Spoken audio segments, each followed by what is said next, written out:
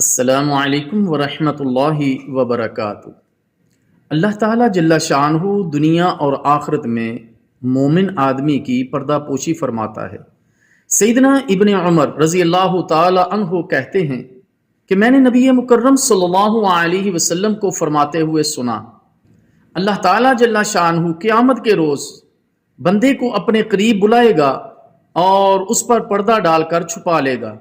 اللہ تعالیٰ جل شانہ فرمائے گا کہ کیا تجھے فلاں گناہ یاد ہے، فلاں گناہ یاد ہے؟ وہ مومن کہے گا ہاں اے میرے رب مجھے یاد ہے۔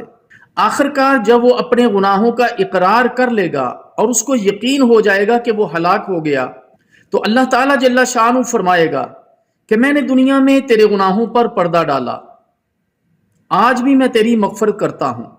سبحان اللہ۔ صحیح بخاری۔ میرے محترم دوستو، ہمارا رب کتنا رحمان اور رحیم ہے۔